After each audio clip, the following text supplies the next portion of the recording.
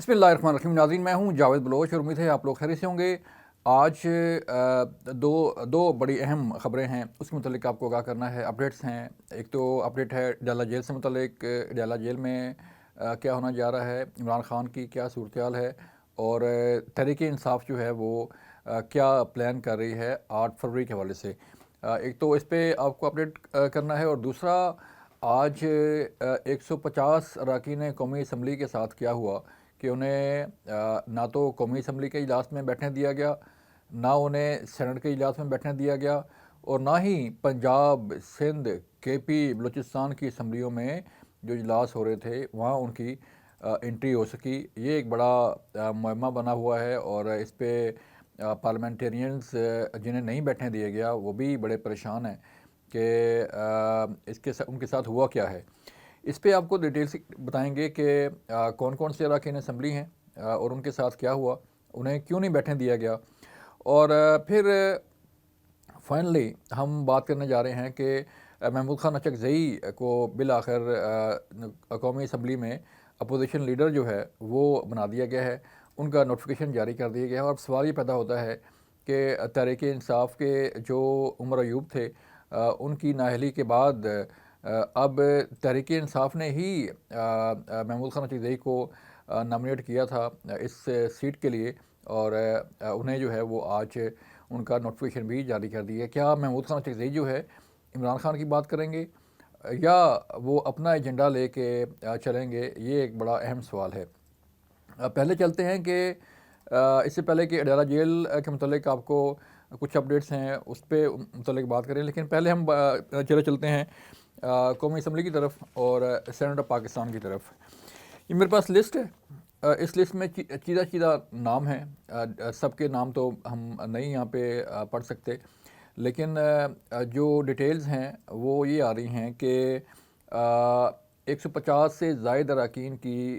جو ہے وہ اسمبلی رکنیت جو ہے وہ معطل کر دی گئی ہے۔ ان میں 150 جو ہے وہ قومی اسمبلی کے اراکین بھی ہیں، سندھ اسمبلی کے بھی ہیں، پنجاب کے بھی ہیں، کے پی کے بھی ہیں، اور بلوچستان اسمبلی کے بھی ہیں، اور اس کے علاوہ سینٹ آف پاکستان کے بھی اراکین ہیں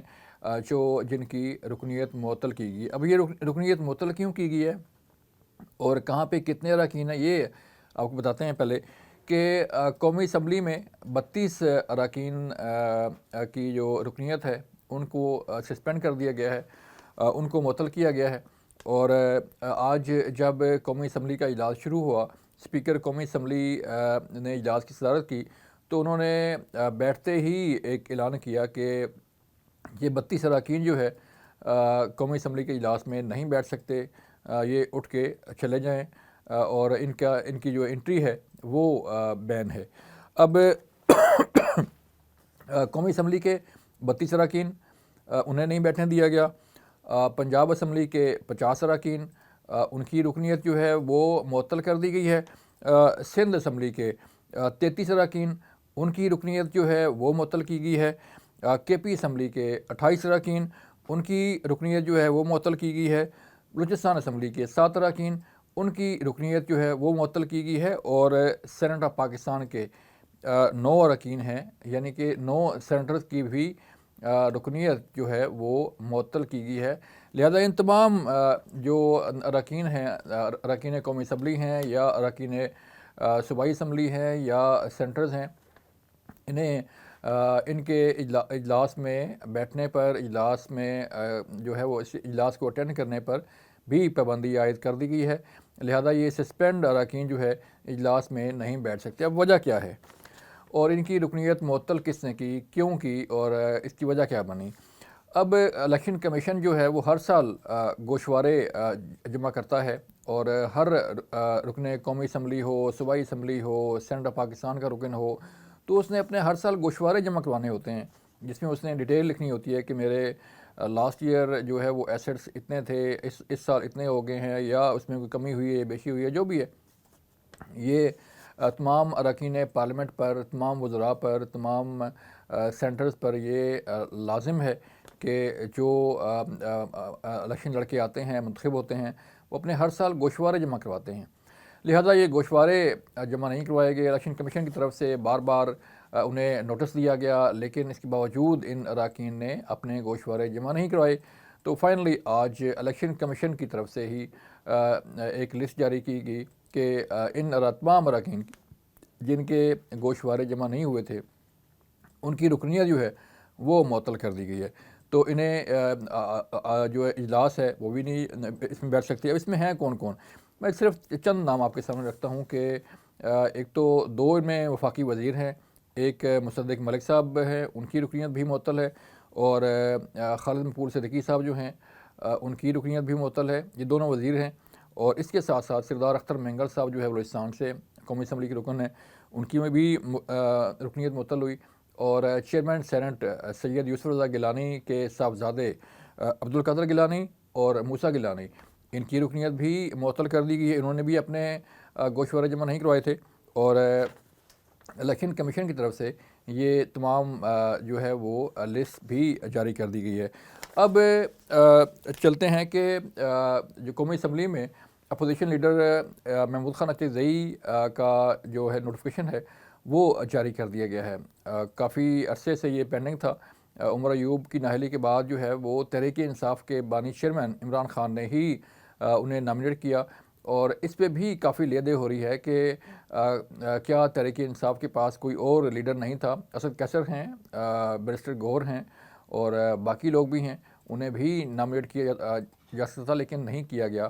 جس پر کافی تحریک انصاف کے اندر بھی ایک تشویش کی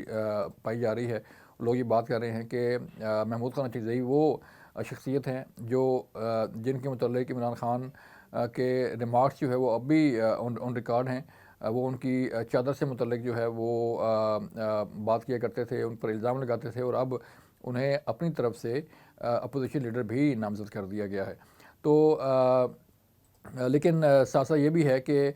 بتایا جا رہا ہے کہ محمود خان اچکزئی کی نواز شریف سے بھی جو ہے وہ ایک ملاقات ہوئی ہے، رابطہ ہوا ہے، اور اسی طرح انہوں نے وزیر اعظم سے بھی بات کی ہے، اور کوئی بیچ کے رستے جو ہے وہ نکالے گئے ہیں، اور عمران خان کی لائن ٹو نہیں کریں گے، اسٹیٹ کے خلاف نہیں جائیں گے، یہ ساری چیزیں جو ہے وہ بیٹھ کے طے ہوئی ہیں۔ اس کے بعد ان کا نوٹیفیکیشن جو ہے وہ جاری کر دی گیا ہے، لیکن تحریک انصاف کے اندر اس میں کافی غم و غصہ پایا جا رہا ہے۔ ڈیرہ جیل سے متعلق صورتحال یہ ہے کہ جو